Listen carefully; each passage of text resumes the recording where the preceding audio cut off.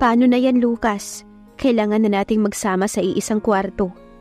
Sinamaan lang siya nito ng tingin at naglakad na papasok ng kwarto. Alexa, wake up. Gising sa kanya ni Lucas. What time is it? It's 7 a.m. Nakakahiya kila mommy. Baka isipin nila na dumayo lang tayo ng tulog. Grabe ka matulog. 3 times nang nag-alarm yung cellphone mo. Hindi ka magising-gising. Ang aga-aga, para kang babaeng magdaldal. She's not a morning person. 7 a.m. is too early for her. 9 siya nagigising. Magkaiba sila ni Lucas. Kaya nitong gumising as early as 5 a.m. dahil nasanay itong mag-hands-on sa mga negosyo nila. Lucas, I have a favor to ask. Ano na naman? Galit agad? Will you please listen to me first? We only have 8 days left in this honeymoon. Kung hindi mo ko kayang ituring na asawa, pwede ba ituring mo man lang akong kaibigan? Ikaw ang nagsimula ng gulo, Alexa. Hindi ako. You ruin everything. Kung hindi ka sana nakialam sa plano ni Lolo, okay pa sana tayo hanggang ngayon. I gave myself to you. We consume our marriage. Pero pagkatapos nun, parang wala lang sa'yo talaga. I can have it whenever I want to. At huwag mong kalimutan na ikaw ang kusang lumapit sa akin. Kaya kasalanan mo rin kung bakit nararanasan mo yan ngayon. Nasaktan siya sa sinabi ng asawa, pero nagkibit balikat na lamang siya. For God's sake, Lucas, hindi ka ba napapagod? Nakaka-stress na masyado. For once, kahit ngayong trip lang, para kahit papaano lumabas naman tayong masaya sa mga pictures. Kalimutan mo muna yung galit mo sa akin. I won't promise anything, my dear wife. Sige na, Lucas.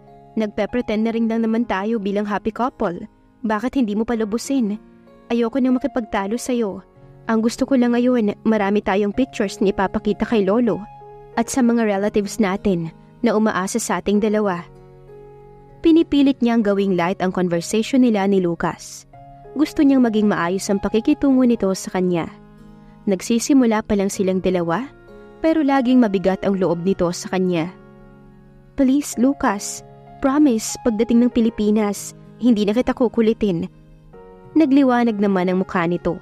Mukhang nagustuhan ang sinabi niya. They went to Milan Lake Como and Gardens. Masayang masaya si Alexa, habang si Lucas ay masigla at relax lang.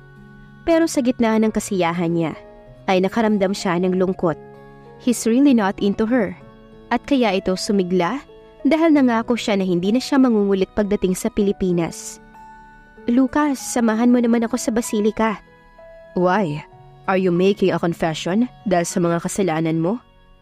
Ayan ka na naman, hindi ba pwedeng magsimba at magpasalamat sa itaas? Saka pinagsisihan ko na yung ginawa ko sa'yo. Sobra-sobra na nga yung parusang natanggap ko dahil yung asawa ko parang hindi nag-e-exist. Buti alam mo. Sa huli siya ang nanalo. Nayaya niya pa rin si Lucas na magsimba.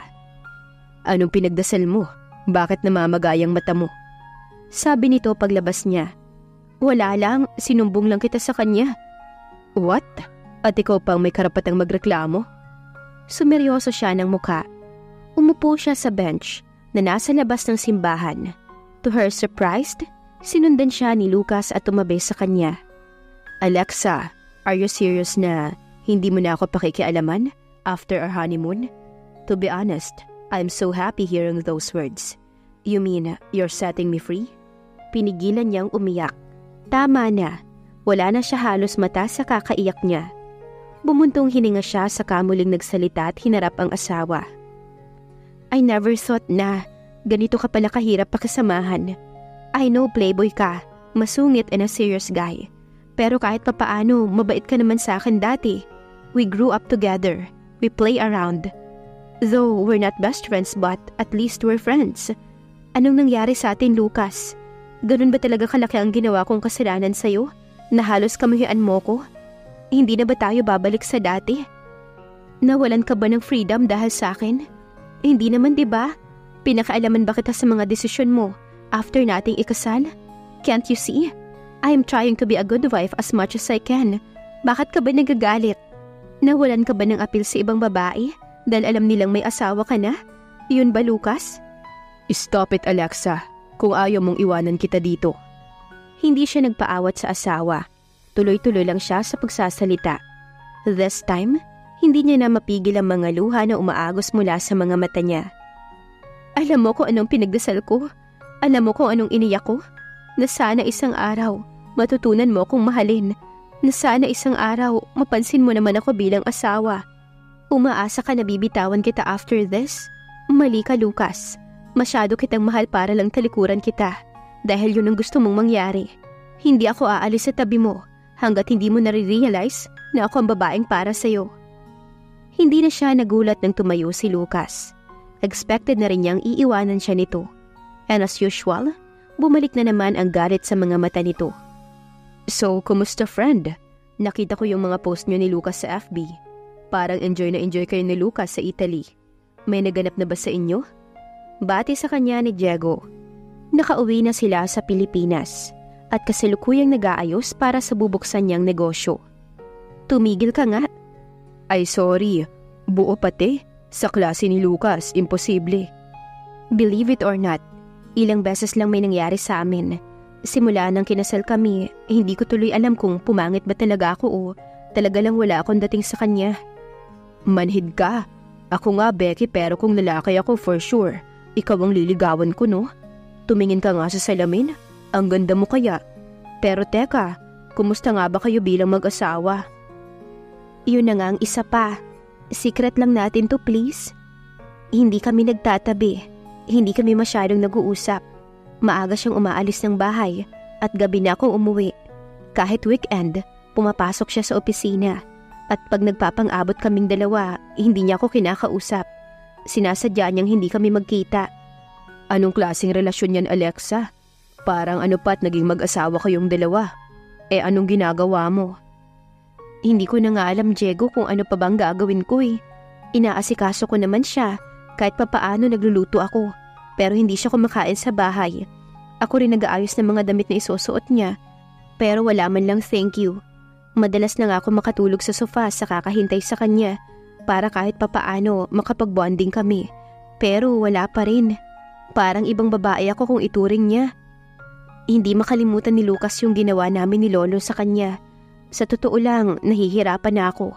Diego, sa atin na lang muna to ha. Ayoko nang makarating sa mga in-laws at parents ko. Lalo na kay Lolo. Dahil si Lucas na naman ang madidiin. Lalong magagalit sa akin yun. Naawa naman si Diego sa kaibigan. Hindi niya akalain na magiging ganito ang kalagayan ng best friend niya. Saka may pamismo ng taong malapit din sa kanya. Alam mo, Alexa, huwag kang magagalit ha. Pero ikaw na ang pinakabatang martir na nakilala ko. My God, Alexa. Millennial ka pa lang pero yung pinagdadaanan mo sa asawa mo, pang 40 years old na. Kung may magagawa lang sana ako. Teka, si Vincent, alam ba to ng kuya mo? I don't know, but knowing my brother, mas mahal nun si Lucas kaysa sa akin. Baka nga kampihan pa niya ang lalaking yun kapag nagsumbong ako eh. And again, buhay na namin tong dalawa ni Lucas. Mag-asawa na kami. Ayoko na magkwento pa sa iba. Sa'yo ko nga lang to na-open eh. Kasi hindi ko na talaga kaya. Kawawa ka naman. Akala ko pa naman jackpot ka kay Lucas. Pero nagkamali ako. Kinakamusta nga kayo ni Mommy. Sabi ko ayos lang naman kayo. Pero pag nalaman nun ng sitwasyon mo, sigurado, mas mauuna pa yung sumugod sa asawa mo kaysa sa nanay mo. Kaya nga hanggat maaari ay nililihim ko ang sitwasyon namin ni Lucas. Ilang sandali pang nagkwentuhan sina Alexa at ang kaibigan nito nang biglang tumunog ang cellphone niya. Hello, Vincent? What? Anong nangyari kay Lolo? Oh my God! Sige, pupunta na kami dyan. Alexa, bakit? Anong nangyari? Diego, si Lolo. Sinugod sa ospital. Nasa ICU daw ngayon. Taranta na wika ni Alexa. Ma, where's Lolo? I need to see him. Humahangos na si Lucas. Kadarating lang nito sa ospital. Baka sa mukha nito ang takot at pag-aalala para sa lolo nito. Lucas, hindi pa tayo pwedeng pumasok. Wala pa siyang malay. Hindi pa stable ang lagay niya. Will he be okay? Let's pray, son. Let's hope and pray. Yun lang ang magagawa natin. Maya-maya pa ay lumabas na ang doktor. Lahat sila ay nagtayuan mula sa pagkakaupo. Doc, how's my dad? Tanong ni Nika. He's now awake and conscious, but I'm sorry. Bilang na lang ang araw niya. I cannot save him. You mean he'll gonna die soon? Hindi na nagfa-function ng 100% ng mga vital signs niya. His heart, his liver, lahat. Wala na akong magagawa. What we need is a miracle. Umiyak ng malakas ang mommy ni Lucas. Wala siyang magawa. Sa mga oras na ito, pakiramdam niya ay para siyang nauupos na kandila. Nawalan din siya ng lakas. Han, please control your emotions. Kahit ikaw, Lucas. Pagkapasok natin sa loob, hindi pwedeng nag-iiyakan tayo. Kailangan makita ni Daddy na malakas tayo. Hindi niya dapat makitang nalulungkot at pananghihinaan tayo ng loob. So fix yourself. Haharap na tayo sa kanya. He needs us. Sa kanilang tatlo, parang ang daddy lang niya ang may tatag ng loob na harapin ang sitwasyon ng lolo niya. Naging napakabuti nito sa kanya at sa kanilang lahat. Matagal nang wala ang anak nito na siyang tunay niyang ama, pero ni minsan ay hindi siya nito pinabayaan. Itinuring nitong tunay na anak ang mommy niya at naging mabuting biyanan sa kinikilala niyang ama. Daddy, mabuti at gising ka na. Kanina pa namin hinihintay na magkamalay ka. Kumusta na ang pakiramdam mo? Tanong ni Nika sa ama, halatang nagpipigil ng luha. Nika, narito na ba kayong lahat? Si Willie, ang anak mo. Sagot nitong hirap na hirap. Habol nito ang sariling hininga. Lolo, we're here. Lumapit silang tatlo sa kama nito. Kumapit ito ng mahigpit kay Tito Willie.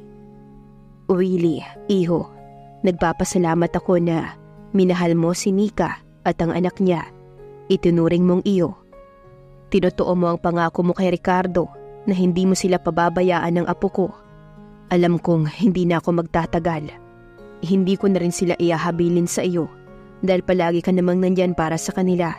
Kahit hindi ko pa sabihin, gusto ko lang magpasalamat sa mahabang panahon na pagsasama natin.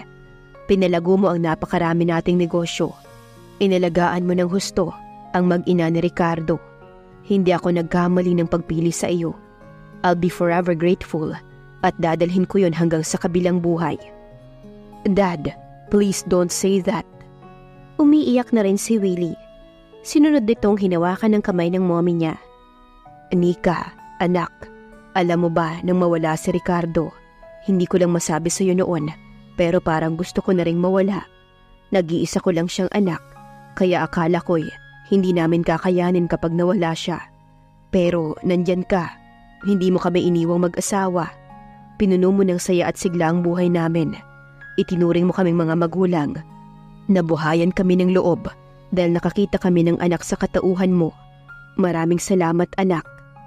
Hindi makasagot si Nika.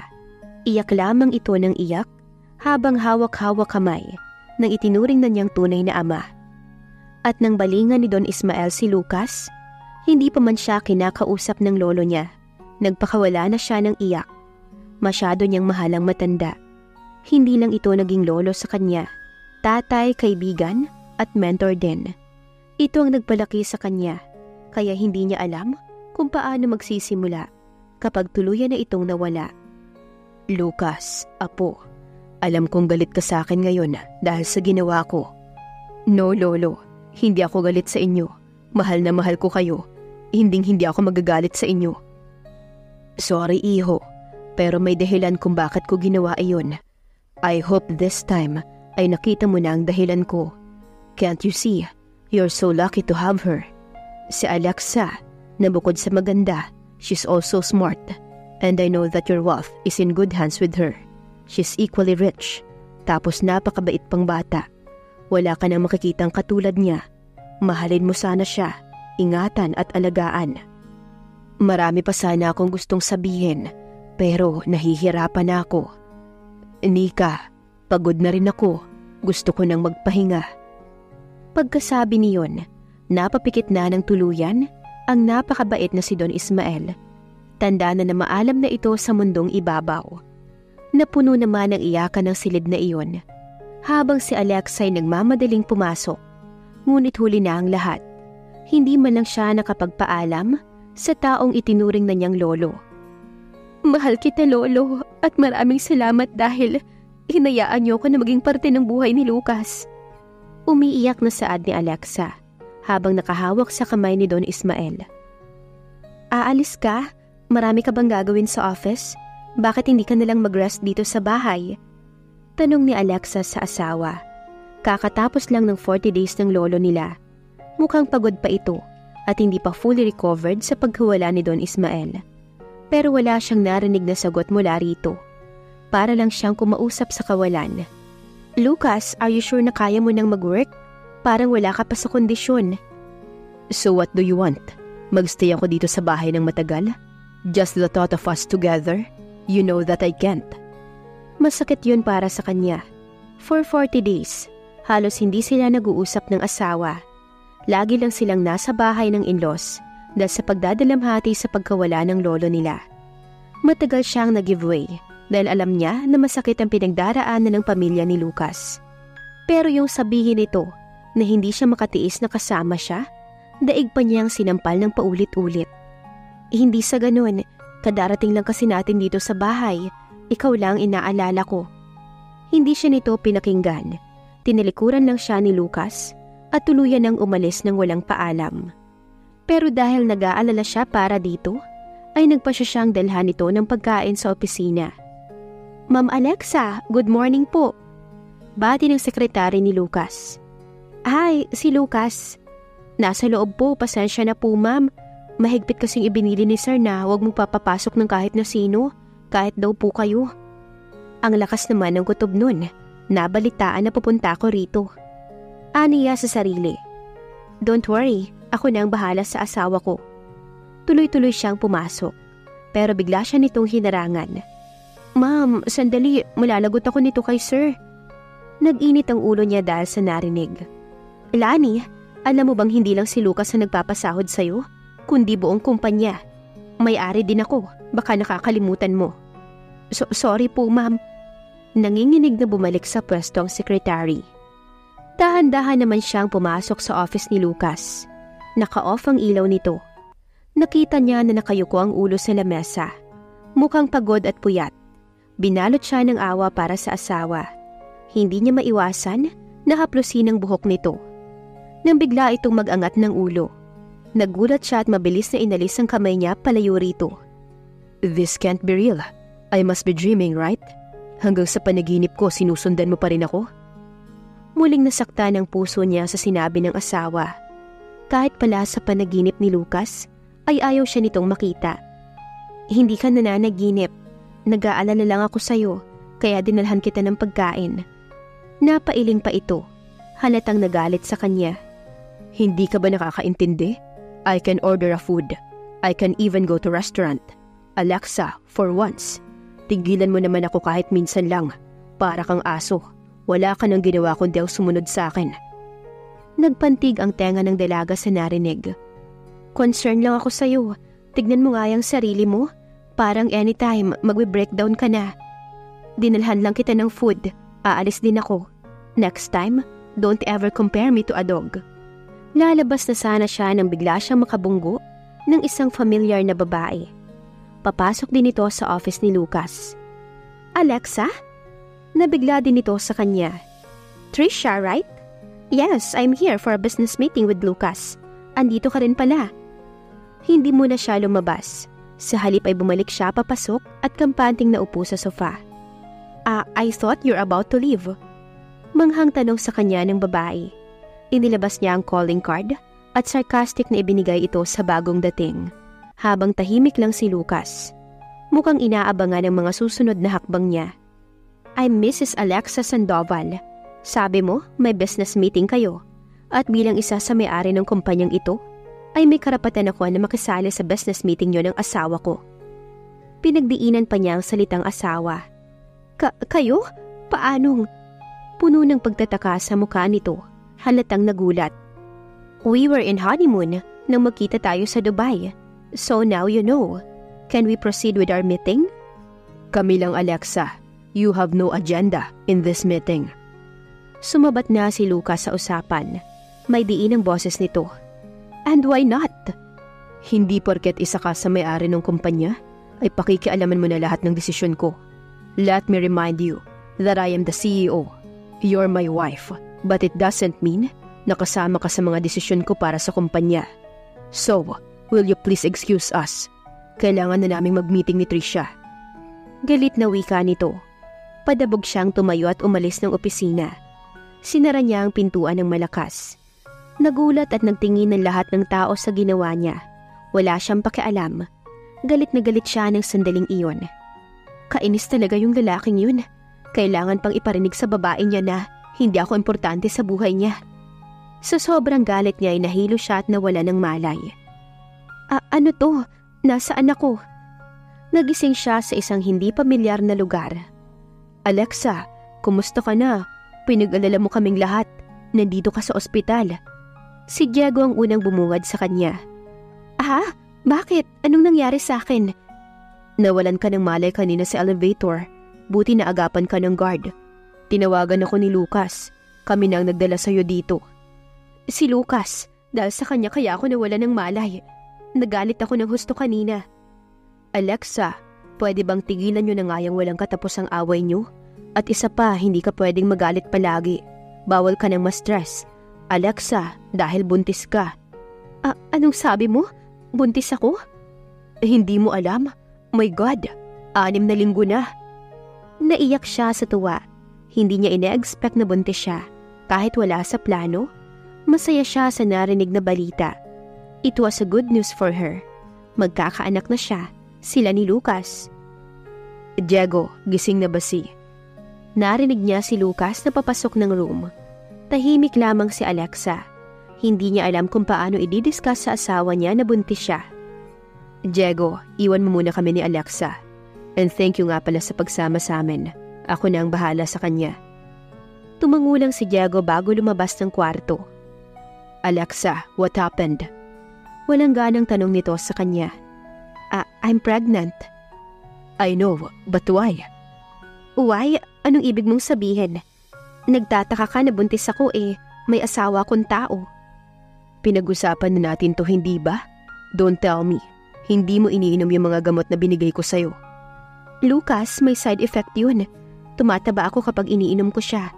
Nararamdaman yun ng katawan ko, kaya hindi ko siya itinuloy. Ano bang problema kung nabuntis ako? Anong gusto mo? Alisin ko? That's not my point. Hindi ako ganun kasama. But you know it very well that I'm not yet ready to be a father. Kaya nga ayoko mag-asawa, hindi ba? Ngayon, dinagdagan mo pa. Huminga siya ng malalim. Alang-alang sa anak niya, pinigilan niyang maging emosyonal. Lucas, nakakasama lang ng loob. Ginawa natin to pareho. Pero imbes na matuwa ka, parang nagsisisi ka pa. Anak natin to. Nasa loob pa lang siya'y inaaway mo na yung bata. Kung ayaw mo, hindi kita pipilitin. Huwag kang mag-alala. Paglabas niya, magiging mabuting ina ko sa kanya. Para hindi niya maramdaman na kulang siya sa pagmamahal ng ama. Gusto ko na rin magpahinga. Ayoko nang ma-stress dahil madadamay ang anak ko. Kaya pwede ba, umalis ka na lang. Tama na muna, Lucas. Ako nang bahala sa baby ko. Tumalikod siya sa asawa pagkasabi niyon. Pinilit niyang ipikit ang mga mata para mabawasan ang sakit na nararamdaman. Hindi lang siya ang inaayawan ni Lucas, maging ang anak nila. Madalas silang mag-away.